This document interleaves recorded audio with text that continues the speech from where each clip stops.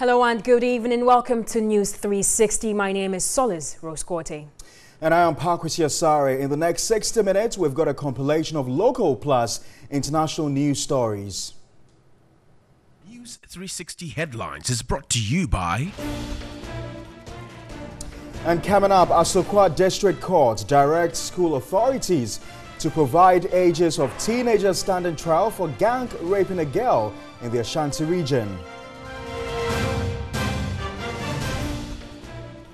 Now, Ghana Water Company shuts down Accra desalination plant.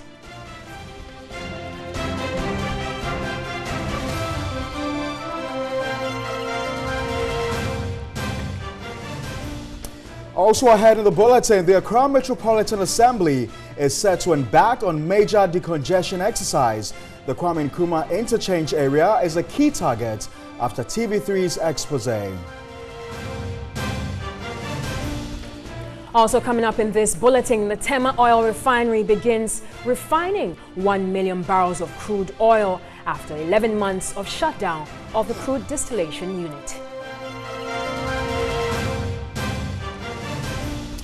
And elsewhere on the foreign front, mercenaries attempts to launch a coup in the Western African state of Equatorial Guinea.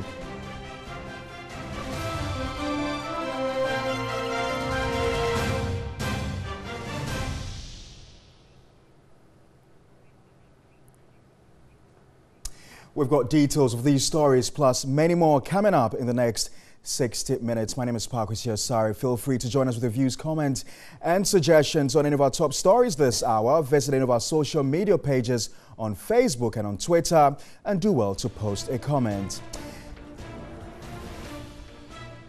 It has emerged that teenagers who raped a girl in a gang rape video that went viral are primary students. Now, authorities from 3 schools have been ordered by the Asokwa District Court to produce the ages of the suspects who are standing trial for allegedly gang raping a teenage girl in Kumasi in the Ashanti region. The document is signed by the registrar of the court named Mo Mary Primary School, St. Anthony Roman Catholic Primary School and Wewesu Metropolitan Primary School, which are all in Kumasi and Obuasi. The schools of 3 of the suspects, excluding 1, were copied the orders prepared. However, it is unknown why the other school was not prepared a copy. Sitting was expected to be held on the matter on Wednesday, January 3, but could not come off. The teenagers were picked up as suspects who participated in a gang rape in a video which went viral on social media. With no show in court, the suspects are still on remand at the juvenile cells of the Ghana Police Service. They are to reappear in court on January 10.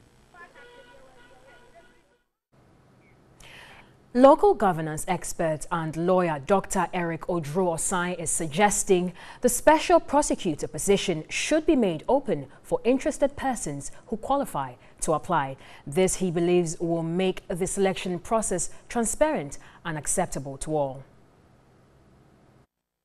The presidential assent completes the legal requirement for the establishment of the Office of the Special Prosecutor following its passage by Parliament on November 14, 2017.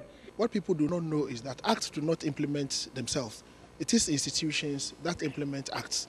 So the Office of Special Prosecutors Act would establish an office we call Office of the Special Prosecutor. That is an institution.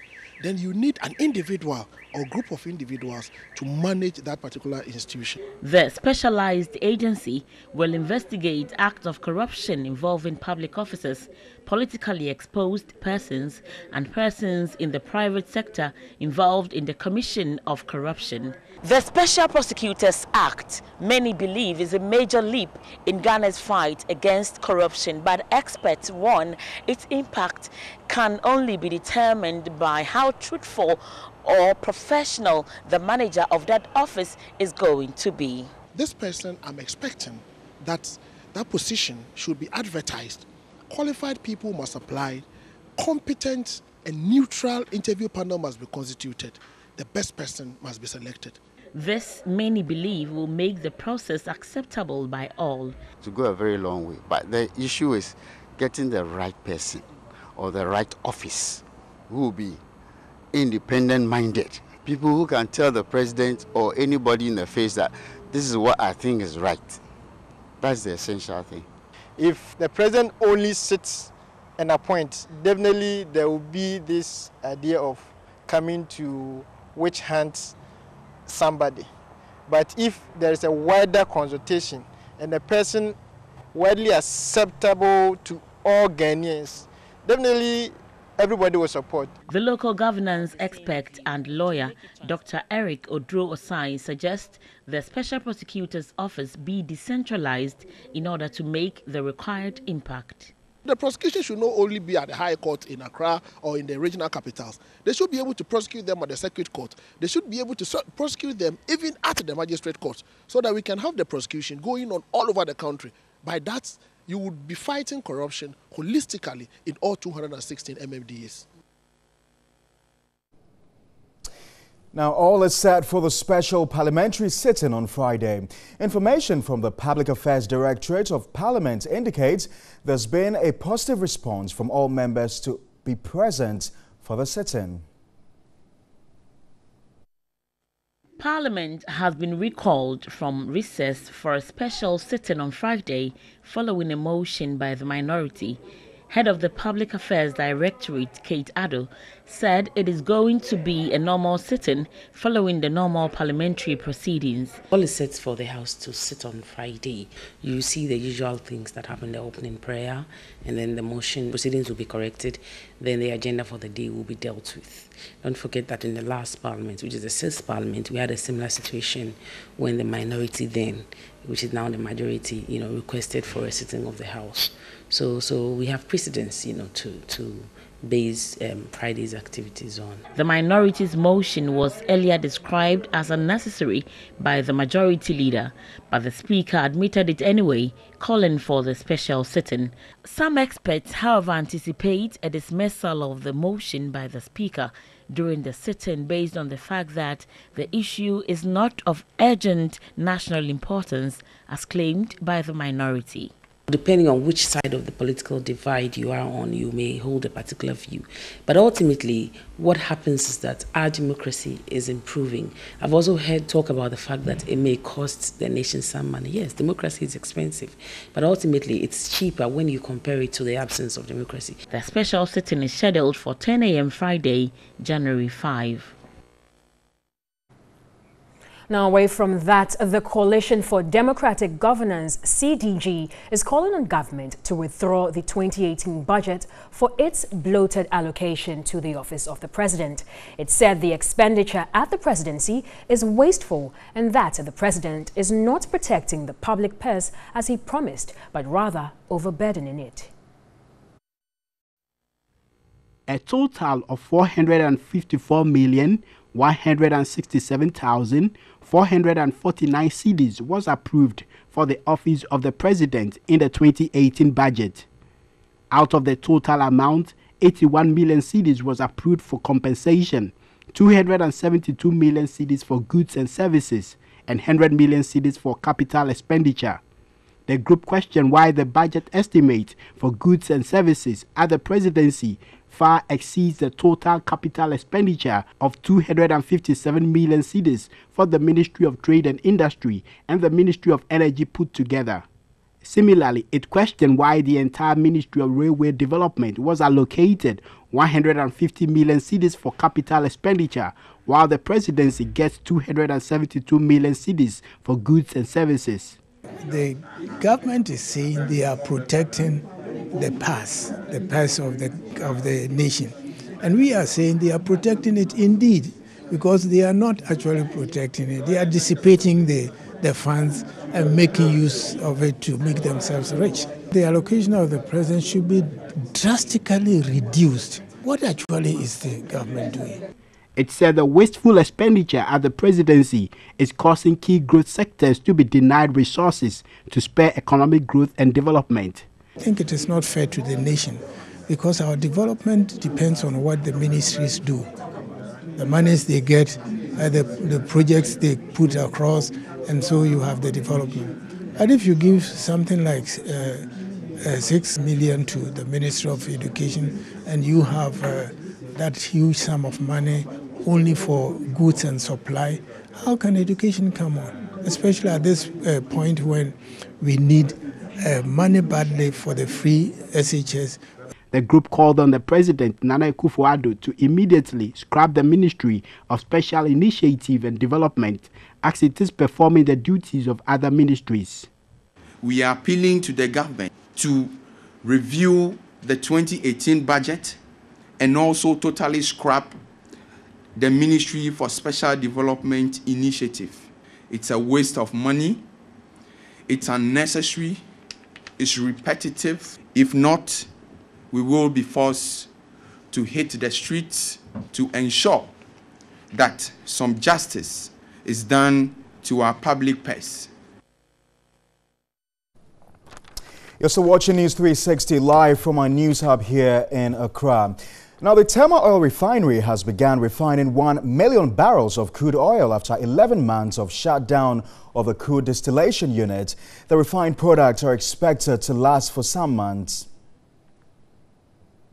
The two plants of the refinery, the Crude Distillation Unit (CDU) and the Residual Fluid Catalytic Cracker (RFFC), were both under maintenance since February 2017. Almost a year on, Wednesday, January 3, management and engineers have started operation to test the viability and the strength of the plant. Speaking to TV3 off camera, the public affairs manager of the refinery, Dr. Kingsley Ntribue-Siako, said the operation, which is expected to last for some time, will use 1 million barrels of crude oil. He added that the crude oil used for the processing are from the refinery storage tanks. Out of the processing, a large quantity of gasoline, petrol and diesel would be generated for supply. Engineers say after the test run on the plant, it will be back on its feet to take in more crude oil. They added that the sequence is for the CDU to generate enough residue for the RFCC to take over and also to refine the residue. Meanwhile, works on the Residual Fluid Catalytic Cracker will soon be completed soon.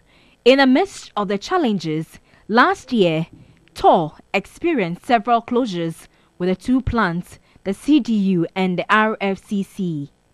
As a result, management had to rely on tolling to generate revenue. However, the public affairs manager says management anticipate that after the test run, the refinery will be able to refine more. For this year, many are anticipating that TOR will receive crude oil from the Jubilee fields. Last year, about 25,000 barrels were refined from the 10 fields. All right, so that's one of our major top stories for this hour. Let's stay a while longer on the subject. Duncan Amwa is the Executive Secretary of the Chamber of Petroleum Consumers. He joins us live on the phone lines. Duncan, thank you very much for your time. Now, TOR has indeed resumed almost a year after shutdown. This has been continuing for years now. They don't appear to be consistent over the years. Should we be excited? Perhaps this is best news so far this year, and I'm sure a lot of Ghanaians will be excited that the only refinery that has supported all of us for a while is back on stream. I did some bit of checks here and there. What we also realize is that indeed the crude distillation unit, the CDU, is back on stream as we speak, and indeed is working. What is left to come on stream will be the RFCC, which is expected to be back in a month or two because a certain part that had been ordered is yet to be delivered so that the RFCC would also get working. It is our expectation, however, that the refinery will not do 3 months and shut down like it's done in the past. The refinery play the significant role that it has to play in ensuring that our petroleum import, as far as forex is concerned, is reduced to the very minimum. If you recall, fuel prices have gone up over the past couple of months, largely due to the fact that the cedi is not stable against the dollar.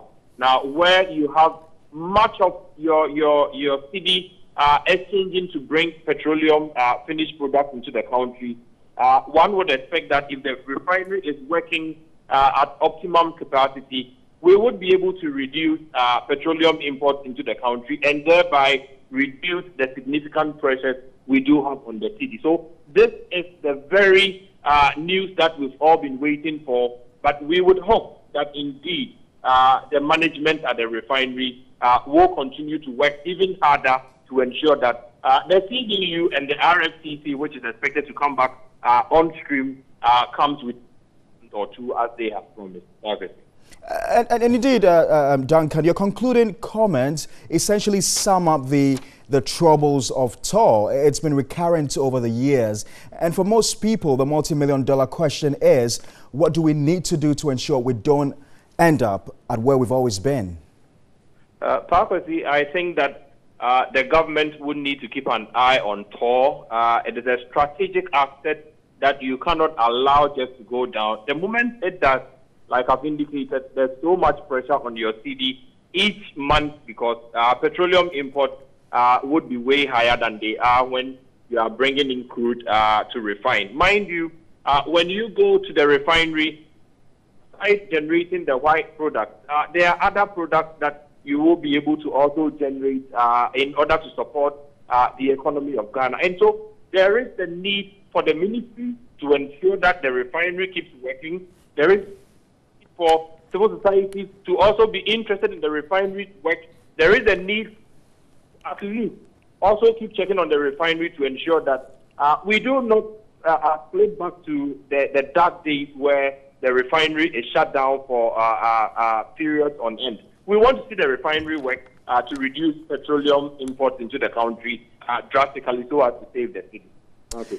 Right, I want to say a big thank you to you, Duncan Amoah. It's Executive Secretary of the Chamber of Petroleum Oil Consumers. And the good news is that the Tema Oil Refinery has begun refining 1 billion barrels of crude oil after 11 months of shutdown of the crude distillation unit. Right away from that, and encroachers along the rail lines behind the Nyao Clinic and its environs at Airport West in Accra have vowed not to vacate the slum, defying government's orders. They have now moved from erecting makeshift structures to building permanent ones along the railway lines. Huge sums of monies have been allocated in the 2018 budget for rail development. And what we can anticipate in the near future is that there is going to be a lot of disasters along rail lines because now people are moving from the normal squatters construction into massive buildings just along the rail lines. It can be disastrous for the future. Some 120 meters from former President Kufuor's residence and behind the Nyao Clinic in the Airport West area lie the rail lines linking Tema to Nsawam. Some traders and other businesses are briskly booming around the rail line. This has resulted in some of them encroaching the lines, posing danger to their lives. Apart from the area housing some prominent figures in the country, the Sudan and Brazilian embassies are close by. The squatters seem adamant on this development despite government's commitment to develop the rail lines. The encroachment, which started slowly some 7 years ago, is gradually becoming a haven for miscreants. The unperturbed squatters alluded that they were forced to put up their structures because other state officers had begun building around the area. 1 year Council of State member, you see, a Council of State member like Asuma Banda, like Asuma Banda, this is what, just about 10 feet away from the railway line. And look at this, this is Ibrahim Mahama, just about 8 feet away from the railway line. They are the elders, they know the law. Watch it, when they do it, then the poor people they get a chance to push their little kiosks into the corners. Have a good, they must breathe, they must live, they all vote equally, one vote, one man. The disgruntled encroachers have threatened to resist any attempt by state authorities to eject them. Why is it being selective justice you do it? Why would you sack? They say they are the people and they must move first. Before the poor will move. Otherwise, said that. Currently, government has earmarked 327 million cedis in the 2018 budget to revive rail transportation in the country.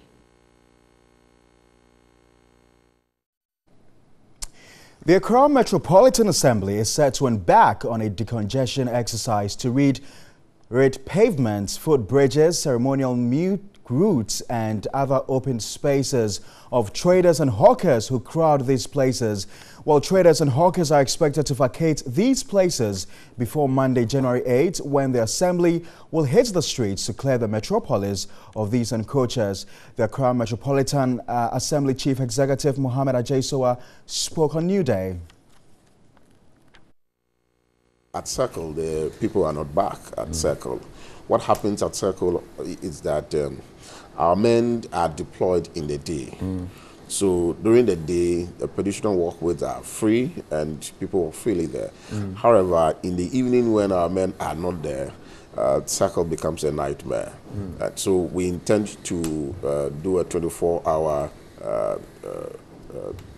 decongestion exercise and maintain security, make sure that we enforce our bylaws around Circle as well. But it is not only the Circle pedestrian walkway. There's the whole Circle enclave, because Kwame Nkrumah Circle is the main transit point in Accra, and everybody connects to wherever you are going to within the Kwame Nkrumah Circle. The plan is to make sure that the people go back into the market. But the market is full. The market is not full. If you go to the market. I have spent 6 months of my time visiting all the markets. There's no single market that I have not been. I had engaged the market. I've been to Mokola, I've been to Kanshin, I've been to Malata, I've been to, the market. So the market women who themselves have come out. The market women go to the market, and the market women in the market will tell you that if you don't tell their sisters to come into the market, they will also join them, and they continue to join them. Wow. So when it hits 8th January, we will start seeing 247 guard in at least 3 areas. In certain strategic areas. So Circle, La Paz, yes. And you mentioned one other. And I mentioned La Paz also because, look, my brother, if you go to La Paz, it's quite chaotic there. Okay. And the chaos is not only as a result of the trading activity, but the commercial drivers as well. It's on record that La Paz records the highest road crashes in the whole of Accra. That's right.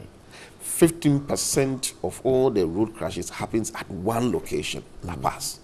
People are hurt, people are killed just at La Paz intersection. I must admit that there are a couple of contributing factors to it, but we can minimize it when we take certain steps without even providing infrastructure. By next month. Now let's do some other stories. And poor patronage and flooding are still the reasons cited by traders who sell on the pavements in front of the pedestrian shopping mall at Odorna. Some of the traders are also still there because they are yet to be compensated after their shops got destroyed during the construction of the Circle interchange. Upon entering the pedestrian shopping mall, I had already started counting shops that were locked. I met 2 executives of the pedestrian shopping mall welfare. Ben Ochi agreed to take me round. You can see this place. All this place is empty. All this place is empty. The shops, as you can see, is belong to individuals. The market is about 4,000 plus. The patronage is low, and the flood too is one of the biggest problems here. Roughly, it's about 200 plus. They just abandoned. We want them to fill the inside of the market so that the market, the patronage and the improvement of the market will go high. The AMA says they are going to do a decongestion exercise. Are you aware? We are. When were you made aware? Yesterday I saw the news that they have given them 1 week to evacuate from the place. Even those outside, they are aware that after the December they will leave. The AMA didn't put any official. I don't know whether maybe it's just on the way coming. A trader who spoke off camera said they had all planned to move back to the shopping mall by Monday. After the shopping mall's boundaries, there were still traders who had lined up there. This trader admitted their act was unlawful. I am aware selling on the pavement is unlawful, but we are pleading with authorities for an additional 1 week to move from here. Meanwhile, some of the traders on the pavements within the pedestrian shopping mall's boundaries, we were told, had their shops demolished due to the construction of the interchange. Almost 2 years. My shop got demolished during the construction of the interchange 2 years ago. I haven't been compensated. The matter is still in court. There are 315 affected members. If the assembly say they will sack them, that one we cannot stop them. But they should do the appropriate thing. They should make sure that the compensation will come.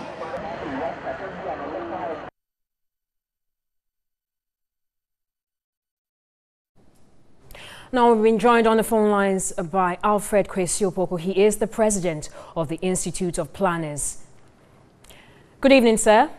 Good evening. All right. Many thanks for joining us this evening. Now, the AMA has been demolishing structures along ceremonial routes, pavements and slums, and they have come up, with key areas of the city for a while. Now, all these and everything, the people have still returned. Obviously, the old approach isn't working. What other approach do you think they can adopt this time? Right. Thank you for having me. This thing has been an annual ritual, or let's say a seasonal ritual, where move them, they come back, and all that kind of thing. It simply means that even if they're able to move all these cohorts away this year, the other cohort of groups of population in other cities, who are by just about 10 years, 12 years, who are planning to come to Accra to make a living. So you realize that this thing will not work, moving them in and out. What needs to be done is that the managers of the economy must right now recognize that these street sellers, informal economy people, will still be around, and therefore we must embed them into the economic planning of the cities. This is what we can do. About 5 things will be said here now. We may probably allow them to be where they are and then tax them, which is a chaotic situation where we have them now. They are not organized. They are not, regulated in any way. Everybody says anything. But we cannot, since we cannot send them away permanently and forever, let them be there and tax them. That will not be too nice. The next thing that we can do is that we may allow them to do some legal selling in certain locations so that they are permitted to be at certain places in the city. So in that area, here you can do whatever sales that you must do. And then you move them from the center where they are now.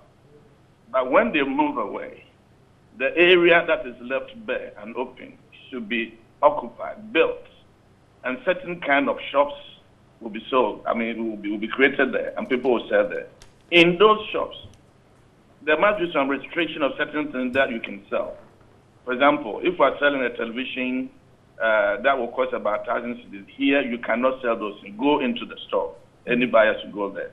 If you want to be in that small-scale stores, then there are certain things that must be sold. For example, now if you go to Osu, Oxford Street, we sell raw fish to smoke meat and all that.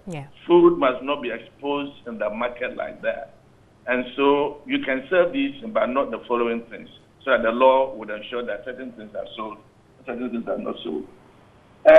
What they are going to do now is move them by force and relocate them somewhere. This has not worked very much in Ghana and even in Zimbabwe. In 2005, when people were moved like that by force, about 2.4 million people lost their jobs.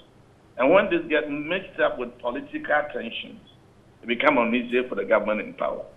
So moving them by force, we have realized that doesn't work at all in any place. We can also design some days, that certain days you can come here and sell certain things, but certain days you cannot come because you want to restructure the place and do those things. So we can look at one of these things, but the best thing is that we can arrange them in certain specific streets, and they can sell certain specific items in those areas. And those who will be constructed, supported to remain in the street where they are now, let us build structures for them that they can sell certain aspects, probably based on the cost or the value of that particular place. But in the long term, we may have to restructure the whole economy by creating enclaves, industrial enclaves. For example, Tema, everybody knows in Ghana that Tema is an industrial area where all kinds of jobs are happening there. Let us go by region, district by district, so that we can create these industrial enclaves for people to be there, and then they'll be selling and doing their trading. Because as of now, everybody wants to come to Accra or Kumasi or Takoradi, and we'll continue to hold them every day and every time. We need to restrict them from coming by providing alternative employment at where they are, so that not all of them will move down into Accra every year. All right, sir. Many thanks for joining us this evening, sir. We've been speaking with Alfred Kwesi Opoku. He is the president of the Institute of Planners, and we're basically talking about the traders and the hawkers who basically trade on the pavements in some particular areas in the capital, and the fact that the AMA is planning on clamping down on them from January 8th. That's Monday, January 8th. Over to you, Kwesi. Thank you very much, Solis. Let's turn our attention to one other top headline story this hour, and it has to do with the Ghana Water Company Limited, which has shut down the Accra desalination plant that serves the Teshie Nungua and surrounding communities. Well, in a statement signed by the head of communications, Stanley Mate, released today, the management of the company says this action had to be taken in a bid to resolve the challenges with the plant. Now, management has, as a result, made alternative arrangements to serve the supply area from the Accra and Tema booster stations. Teshie Nungua and surrounding communities served by the desalination plant will be served on Wednesdays, and on weekends, that's Fridays to Sundays, from the alternative sources mentioned above. Well, affected areas include Teshie Nungua Sakumono, Lashibi Communities 16, 17 and 18, Odogono, Bachona, Coastal Estate, Greater Estate, Regimanal Estate, all on the Spaintex Road and surrounding communities. Well, in recent times, the Ghana Water Company Limited has encountered some challenges with the management of the plant as a result of water flow to the service area and has been erratic. Right, so we join in the studio now by Communications Manager of the Ghana Water Company Limited, Stanley Mate. Thank you very much for your time. Is there any justification for the shutdown, first of all? Yes, there is. In times past, Teshie, Nungua and surrounding communities have been distressed in terms of water. And in 2015, the government commissioned a new desalination plant, knowing all the repercussions of managing a desal plant, because it's expensive managing such plants throughout the world, not only in Ghana. But government knew the repercussions. Government knew it was expensive, it was difficult. But then the people of Teshie and Nungua also needed water, okay, because they've been deprived for a very long time. So that was a very good solution at the time. Now, as time went on, we have been able to expand our pond treatment plant, and now we have more water into the system. We also realized that the desal, or the management of the desal, is having a negative impact on our operations, which is on our finances, I would say. Okay. And it's affecting our operations in that we need also to invest into other aspects to make sure that we serve the people of Ghana very well. So we have tried to renegotiate with the owners of the plant, so that at least all parties could be cushioned a bit. Then we can move forward. One thing you haven't mentioned, Mr. Stanley Mate, is that we've received lots of complaints from residents that despite the desalination exercise, they're still having to taste salty water. Is that one of the reasons that has precipitated the shutdown? No, not at all. With water quality itself, okay, the parameters within the water itself should, or the quality of the water should lie within a certain range. Now, we have been monitoring the range since the establishment of the desal plant, and all the parameters have always been within range. Okay, so people may have that perception that it is salty because they know that we abstract the sea for treatment. Okay, but in reality, it is not actually the case. And have you received consent? Oh, we have received such consents. And like I said, there is no way we'll pump out water into the system that goes beyond the standards. Because we go by the World Health Organization standards and that of the Ghana Standards Authority's standards for drinking water. And with like the water from the treatment plant lies within the range all the time. There hasn't been any time that any of the parameters have gone beyond the range. And the moment it goes beyond the range, it means that the water can't be pumped into the system. Right. Okay. Right. So those complaints have come. We tried working at rectifying it, but it's more of a perception than reality. Mr. Martin, earlier in your submission, you hinted of financial challenges. Has that got to do with your electricity bills? It is also part of it. We have to pay capacity charge. We have to do other things as well. So it's having a toll on us. So all we need is to have a renegotiation of the contract. Are you able to tell us how much of a burden it is to you in terms of real cost? Oh, for now, I think we really need to draw more on the fact that Ghanaians need to bear with the situation so that we go into the renegotiation. Then we can resume the constant flow that we have for them. So that brings me to my very next question. How long are we looking at? What's the waiting period? It's a bit difficult for me to give timelines to it because it's a negotiation. And we have started this for some time now, and it's ongoing. So it will be very difficult for me to say anything. But I think that it wouldn't take that much of a time because we have started, we are at a certain point, and we hope to complete soon. In the meantime, what do residents have to do? Yeah, we are serving them water from alternative sources. That's the Altema booster station and then our Accra booster station. But instead of 7 days a week supply, we are giving them between 3 and 4 days in a week. And this is going to be very regular. Yeah, very regular. Yes. Barring any technical hitches. Barring any technical hitches. Yeah, what we work with equipment and all that. We have energy challenges in the system. So when it so happens, then we'll also be challenged. But we hope that all things being equal, between 3 and 4 days in a week, we should supply water to I know you did give me a response to my earlier question about the time frame in terms of the waiting period, but it's really unfair to say that we cannot say for certain when we're going to resume work. It's really unfair. You know, it's a negotiation. So it's going to be like, I want this, I can provide this. So until we all get to a compromise, it becomes very difficult for us to So what, it means they can wait, it's possible to resume sometime next year? No, we hope it to be soon. How soon?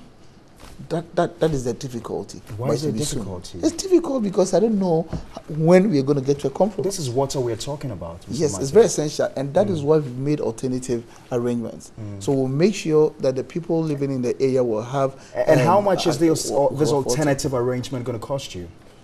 No, it's the same supply. I mean, we've only have to ration, so we'll deprive certain areas on a number of days so that we can supply Teshi. So residents don't have to pay anything? No, they will have to pay. It will still flow through their pipes and their meters, and they have to pay for their consumption. Well, I'm afraid we've got to end The only challenge is that they're not going to get the 7 days a week flow. So from hence, it's just going to be 3-4 days out of 7 days. That is the only challenge. And they're going to have value for money? Yes, exactly. If they're able to store enough water over the period, they could survive without any challenge. All right. I've got to say a big thank you to you, Mr. Stanley Martis, Communications Director of the Ghana Water Company Limited. You're still watching News 360 live here from Adesawe. Still ahead, we've got international news where mercenaries' attempts to launch a coup in the Western African state of Equatorial Guinea is underway. We've got details shortly. Stay tuned.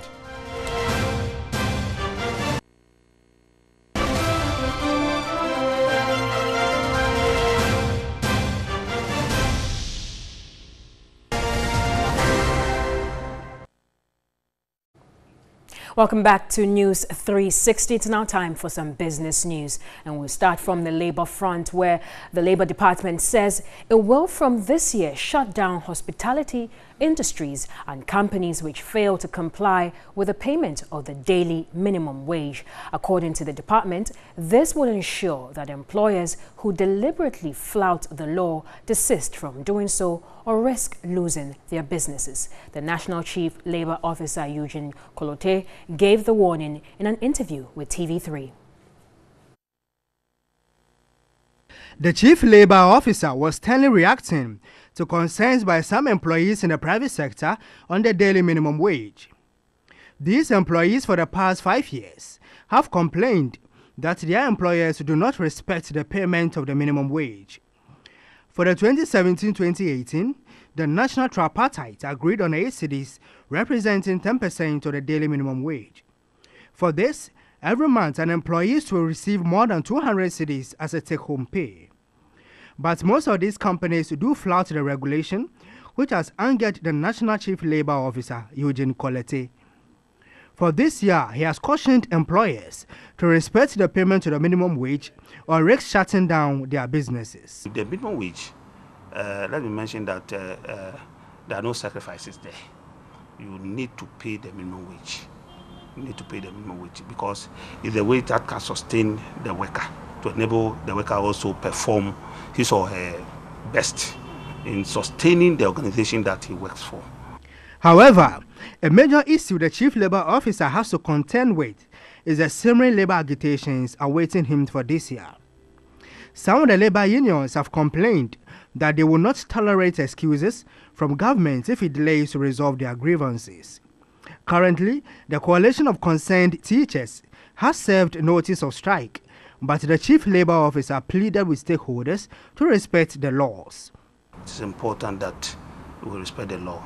In fact, as the department will be pursuing vigorously our major activity, which is labor inspections, so that we are able to bring partners to conform to the requirements of the law. In a related development, the Chief Labor Officer Eugene Kolote has implored workers to also notify the Labor Department whenever they are being laid off. Where the employer is not furnishing us with information, you, the worker who is going to fall a victim to that, you must quickly inform the Labor Department, any nearest Labor Department. We have the offices scattered all over the country. We also play our role that is required to ensure that there is sanity. In other stories, some food vendors in Accra have called on city authorities to fast-track the processes involved in the acquisition and renewal of health certificates. The issuance of health certificates is aimed at curbing the spread of communicable diseases from vendors to consumers.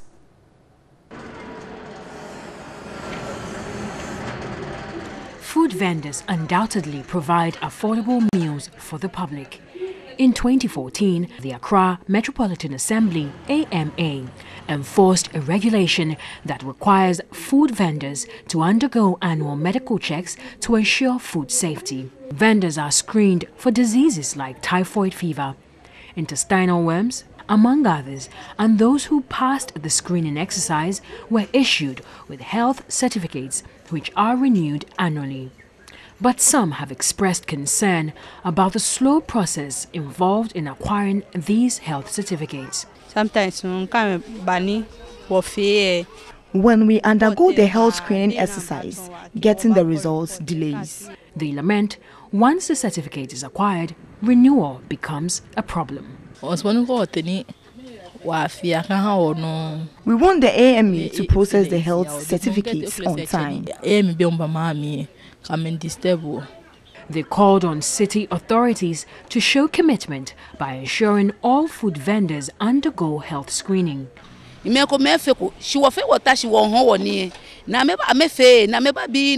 Some vendors have not done the health screening. AMA should be fair and ensure the exercise is compulsory to avoid cheating because we pay. Meanwhile, the Accra Metropolitan Assembly is yet to respond to the claims by these food vendors. And that's all for business news here on News 360. We'll be right back with more after this. Don't go away.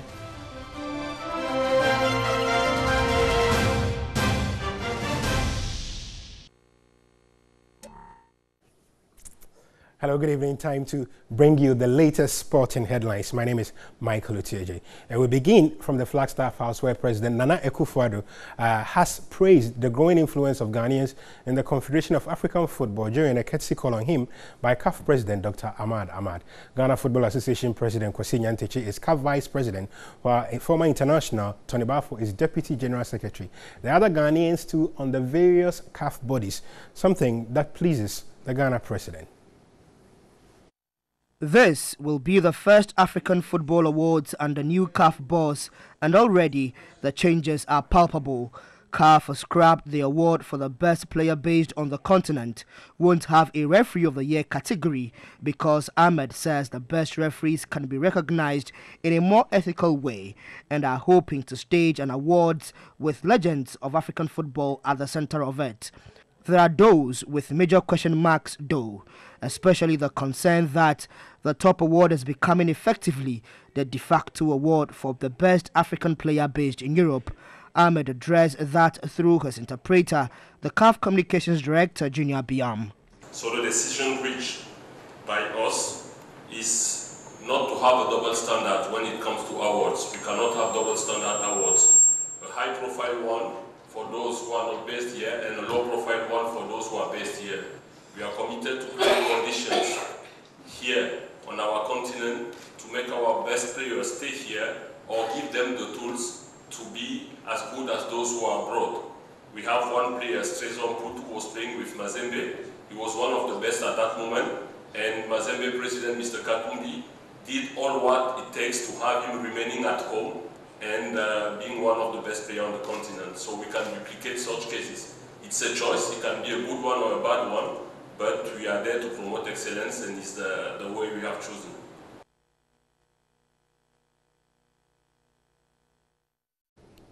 So basically, that story was Junior Biam interpreting CAF President Dr. Ahmad's take on why there will be major reforms in the way the Africa Football of the Year Awards is run. Effectively, the Africa Football of the Year Awards for the best player based on the African continent has been scrapped, and that's what Dr. Ahmad was describing. But earlier in the day, he had called on Ghana President Nana Akufo-Addo, who praised the growing influence of Ghanaians in the running of the Confederation of African Football.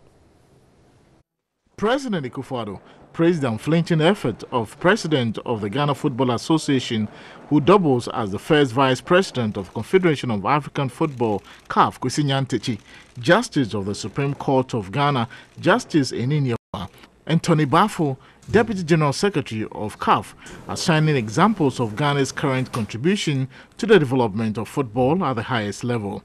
He pledged Ghana's support for the development of football at all levels. If there's one continent in the world where football is a passion, it is the African continent. And within that continent, there's no place with more greater passion for football than Ghana. And we're grateful that you have chosen to recognize our country's involvement in African football by hosting the ceremony here in Ghana. It's an honor for us. It is extremely important that the development of African football continues to be a high priority for all the various nations of Africa. President of CAF Ahmad Ahmad promised to work more closely with Ghana to ensure both Ghana and the rest of Africa develop their football industries. The CAF president formally invited President Akufo-Addo to grace the CAF award ceremony, which comes off on Thursday here in Ghana. And the flagship award for that particular night will be the Africa Football of the Year Award. And Mohamed Salah appears to be many people's favorite for that particular award. An Egyptian journalist told us that there's great expectation back home that a Liverpool star will go back with the award. Mohamed Salah is the honor of Egypt. All Egyptians love Mohamed Salah very much. And we all promise and consider that Mohamed Salah will be the best player in Africa 2017 against Sadio Mane and Pierre Aubameyang. Mohamed Salah scored a lot of goals in the most and in the best Premier League all over the world in England. it's very good. He is very fast in the pitch. So I think that Mohamed Salah will win the CAF Award 2017. And it's that time of the year where transfers continue to dominate major sporting headlines. And Liverpool say they are yet to receive a new bid from Barcelona for Felipe Coutinho, but reports in Spain claim a renewed offer for the midfielder is imminent. Barcelona's long-standing interest in the 25-year-old has been rekindled by the January transfer window and his continued desire to join the club. Liverpool are now braced for another attempt to secure a deal this month. Liverpool rejected 3 offers and a transfer request from the Brazilian before the start of the season. The last of Barcelona's 3 bids was in the region of £118 million, which included add-ons and others, in case Coutinho went on to win the Ballon d'Or. Reports have already said that Coutinho has told Liverpool he does not want to play again for them this season. That's all the sports for now. We are back at 10:30 p.m. with Sports Unlimited with more from CAF President Dr. Ahmad Ahmad. In the meantime, Solis will continue with the news. Thank you very much, Michael Otieje. You're still tuning to News 360. Let's do some other stories. And the Office of the Births and Deaths Registry in Accra was on Wednesday inundated by applicants in the demand for their certificates. They formed long queues as they waited anxiously to be served. Most of the people at the premises of the Birth and Death Registry were eager to get their birth certificates processed in order to meet the deadline. The situation was prompted by the need for applicants to meet deadline of various security services demanding birth certificate. Others were also at the premises to process death certificate of their relatives. The acting registrar of the registry, John Yao Agbeko, blames the queues on what he describes as the lack of proper record keeping by most Ghanaians. Any time that a child is born, from the very beginning, that child should be registered and given a birth certificate. You know, that is what would help us overcome situations like this. He, however, indicated there is currently an online service for those who want to correct mistakes on their birth certificate. We have an online service. That is, if you already have an existing birth cert, you can just go onto the portal, upload a copy of the document, and then we will verify. If we have the information, we will process and send to you by whatever means you want to get it back. Some of the applicants who agreed to speak to the news team called for a proper decentralization of the registration process and information on the activities of the registry.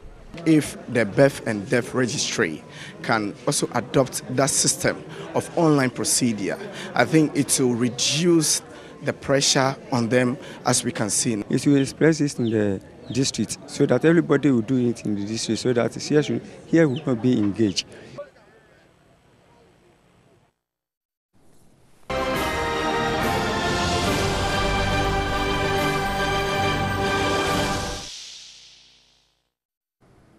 Now let's start from the Western African state of Equatorial Guinea, where mercenaries have attempted to launch a coup in that particular country. Now this is according to its government. Now at least 30 armed men from Chad, Cameroon and Central African Republic were arrested late last month. A minister said they were found with rocket launchers, rifles and ammunition just over the border in Cameroon. He added, the government of President Teodoro Obiang Nguema is often accused of corruption and human rights abuses. Mr. Obiang has been in power for nearly 40 years.